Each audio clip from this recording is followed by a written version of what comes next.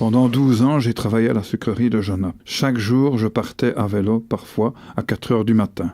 Par tous les temps. Mais l'usine a fermé en 2004 et s'est délocalisée en Allemagne. Pendant plus de 125 ans, la sucrerie a rythmé la vie économique et sociale de Genappe. Depuis mon licenciement, je cherche toujours un emploi. Je rame. La vie est difficile, j'ai l'impression de stagner. J'habite seul avec ma maman âgée de 83 ans. Elle a des ennuis de santé et cela coûte cher. Si je n'ai pas d'emploi aujourd'hui, ce n'est pas faute d'avoir cherché à me réorienter. J'ai suivi diverses formations pour acquérir de nouvelles compétences. Aussi cherché dans divers domaines, tels que la plonge, vendeur, aide ménagère.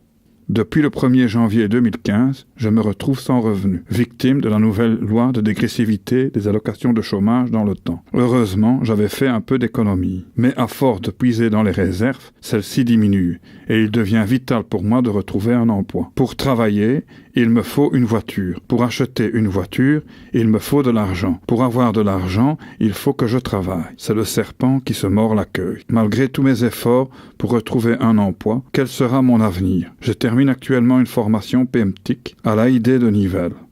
J'apprends à surfer sur Internet, à faire des recherches efficaces, à rédiger et mettre en forme une lettre, un CV.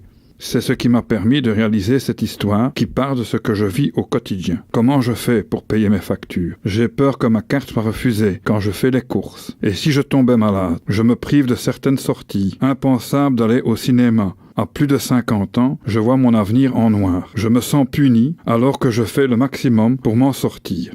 Cette nouvelle législation me pénalise complètement. Comment permettre que des personnes vivant sans revenus soient obligées de cohabiter, mais qu'en même temps, cela les pénalise? Aujourd'hui, j'espère améliorer ma recherche d'emploi, nouer des contacts pour entrevoir une éclaircie dans cet avenir que je voudrais meilleur. 27 for Life sur radio27.be.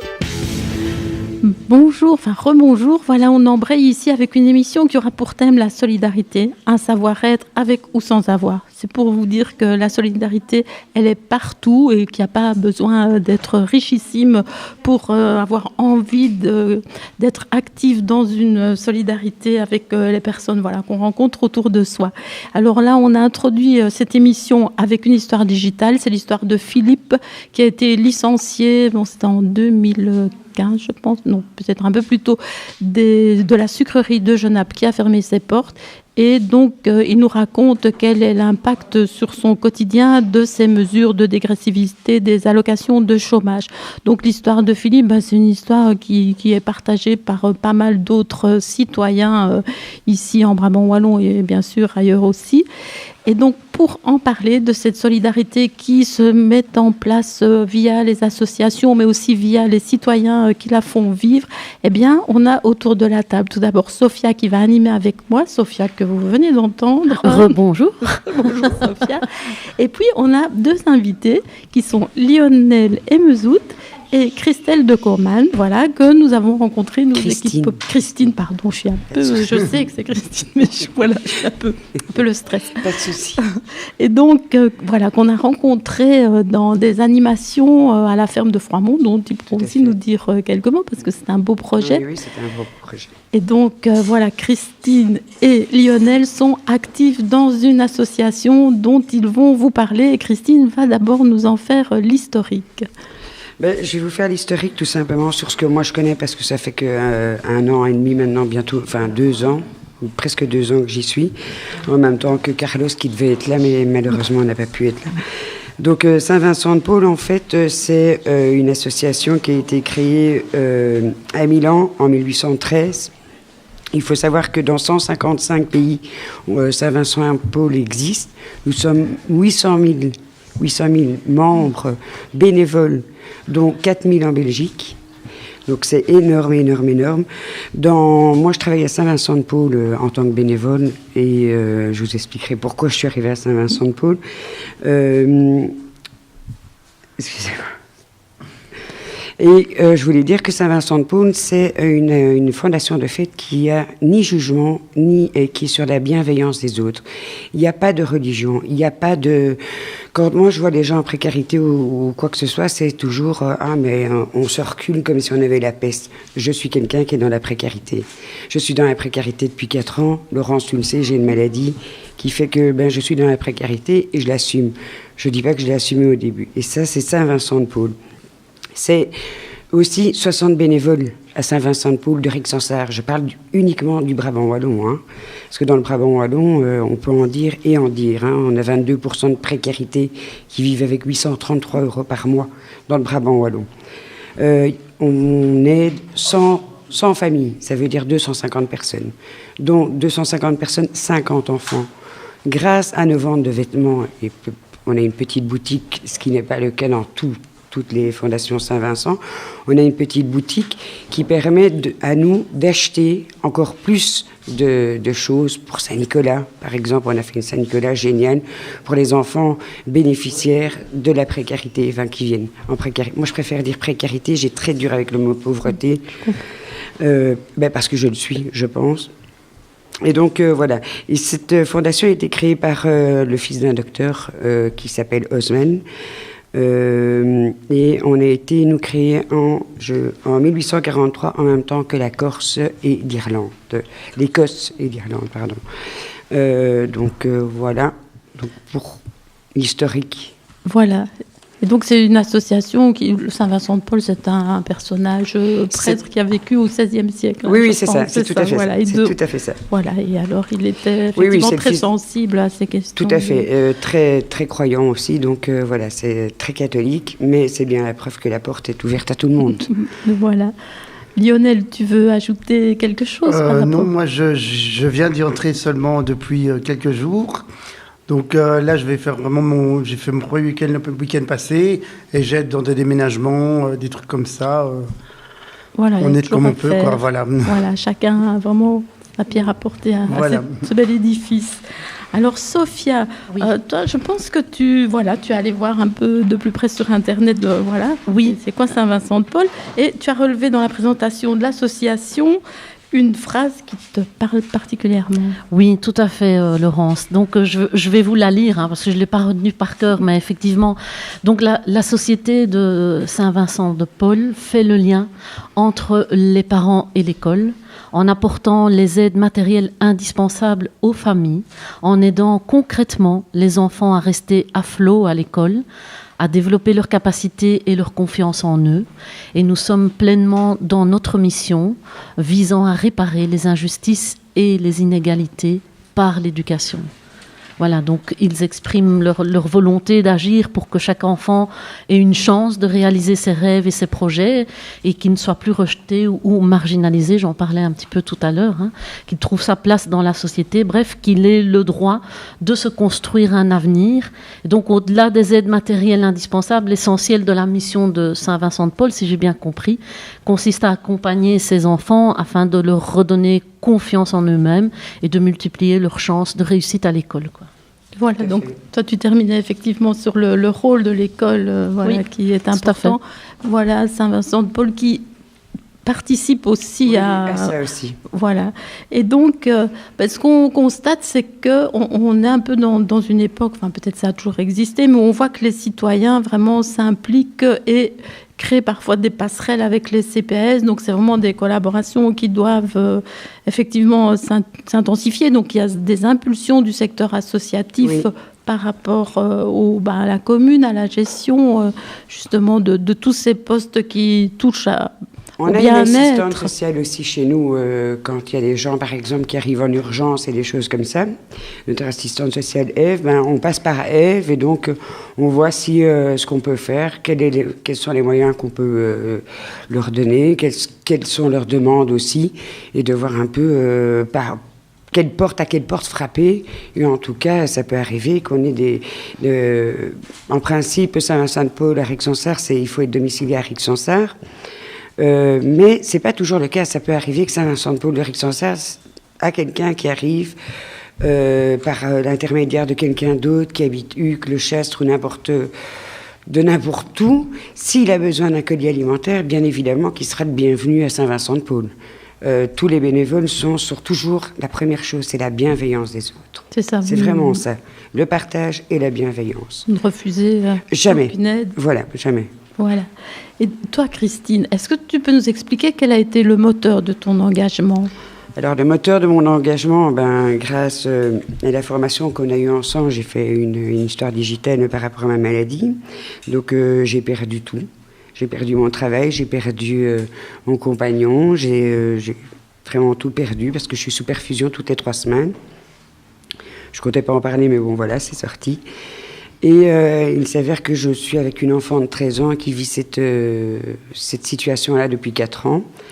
Et je me suis dit, mais mince, 225 € de médicaments par mois, je n'avais plus les moyens de nourrir mon enfant. Et on m'a dit, mais va à Saint-Vincent. Ah, Saint-Vincent, je connaissais, mais moi, Saint-Vincent, ben non, c'est pas possible. Moi, je vais pas aller à Saint-Vincent, tout le monde me connaît, on va me juger. J'ai fait autant d'années d'études, j'ai 6 diplômes, parce que maintenant, les gens, dans le Brabant wallon, les pauvres, on essaye un peu de les cacher. Hein, il faut le dire ce qui est. Et on prend les pauvres pour des ignorants, ce qui n'est pas le cas. J'ai 6 diplômes, donc voilà.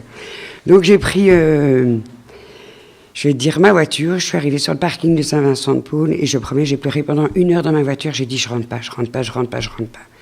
Puis jusqu'au moment où je suis rentrée, j'ai regardé ces bénévoles, dont Chantal, Nicole, qui sont les 2 plus anciennes, ça fait 28 ans qu'elles sont à Saint-Vincent-de-Paul et qu'elles donnent vraiment de leur temps, et aussi Brigitte, Nicole, enfin, on est 60, donc je ne peux pas tous les dire, mais... Et j'ai vu que de la bienveillance, du sourire, de l'écoute, de l'attention, et je me suis dit, mais mince, quoi. Et moi, j'avais envie de me dire, on me donne, pourquoi moi, je ne pourrais pas donner en échange. Et donc, j'ai demandé à Jean-Luc, qui est président, Godiblum, d'être non seulement bénéficiaire, je suis, mais en plus bénévole. En sachant que j'étais malade, je me suis dit, ça ne va pas être gagné, puisque il y a ma perfusion qui est là toutes les 3 semaines, quoi. Eh bien, on s'en fiche de ma perfusion. Ma perfusion, elle m'emmène à Saint-Vincent-de-Paul toutes les 3 semaines. J'ai ma perfusion, il n'y a pas de souci. J'ai mes autres collègues bénévoles qui sont là. Je vais derrière dans le bureau. On vient m'apporter, je suis responsable de jouets pour enfants. On vient m'apporter des jouets et je fais les prix. Et ça se passe très bien. Christine, j'avais envie de rebondir. D'abord, te dire merci pour ton témoignage, parce que franchement, c'est très personnel, et donc oui. Je te remercie de partager ça avec nous. Et puis, j'avais envie de te dire, qu'est-ce que tu pourrais dire à d'autres pour les motiver peut-être à rejoindre cet élan de solidarité et ce que toi, tu as finalement osé franchir le pas et d'aller vers et de donner toi-même aussi? Moi, je pense qu'il ne faut pas dire... ne pas se cacher parce qu'on est en précarité. Il faut arrêter de se dire qu'on n'est pas des gens bien parce qu'on est en précarité. Mmh. Il ne faut pas attendre non plus d'être en précarité pour aider l'autre. Mmh. Il ne faut pas attendre d'être dans l'ennui. Et ça, je regrette de ne pas avoir... Enfin, j'étais bénévole bien avant d'être dans la précarité à la Croix-Rouge, mais c'est encore un autre domaine. Mais je me rends vraiment compte, grâce à Saint-Vincent-de-Paul, à Rixensart, qu'il ne faut pas attendre, il faut agir. Il faut pas... Moi, j'ai tellement un avis tellement fort avec la politique, parce que je trouve que le politique, il se laisse bien aller sur les fondations, les ASBL, et il se pose bien la tête en disant pourquoi on ferait le boulot tout qu'on le fait. Les fondations sont là, Saint-Vincent de Paul est là, on ne va pas oublier les ASBL non plus, elles sont là. Alors pourquoi aller aider les gens en précarité? Tout le monde le fait, pourquoi on bougerait? Donc moi je trouve que c'est un peu dur. Qui pique dans les richesses en Belgique, on met ça un peu plus dans la culture, etc., mais qu'on arrête de taxer les gens en précarité, en tout cas. Pour moi, ça c'est mon avis personnel. Ben voilà, je ne sais pas, mais merci en tout cas pour ton témoignage et ta conclusion. Voilà, je crois qu'à l'unanimité, là, voilà. Donc je ne sais pas, Laurent, si tu souhaites... dire le mot de la fin, puisque je vois que le temps... Voilà, moi aussi, bravo bien sûr, et merci. Et alors peut-être que Frédéric et Claude pourraient juste dire 2 mots sur un projet qu'on a aussi aux équipes populaires, parce que c'était prévu et que voilà, il se glisse vite là dans le programme. En tout cas, on est heureux de vous avoir accueillis. Oui, donc bonjour. Bonjour Frédéric. Bonjour Sophia. Bonjour Laurence, merci. Et donc pour revenir à un projet qui est plus un projet d'éducation permanente, il s'agit de l'autre table. On a initié ça avec les équipes populaires et donc Claude qui est présent ici aussi. Donc on a développé un repas basé sur des invendus, donc une fois par mois pour le moment. On souhaite que ce principe de ne pas laisser aller les invendus à la poubelle devienne plus une habitude. Et donc, voilà, on essaie. Et ça se passe où? Ça se passe pour le moment uniquement à Cours-Saint-Étienne. D'accord. Au 4 quarts, dans l'ancienne gare de Cours-Saint-Étienne. Oui. Et donc c'est une fois par mois? C'est une fois par mois. Et tout le monde est invité?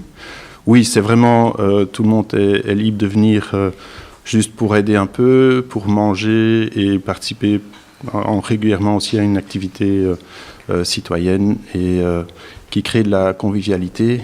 Et le but principal aussi, c'est de créer de la mixité sociale. Donc, du partage et de la solidarité. C'est ça. À Cours-Saint-Étienne, mais que demander de plus?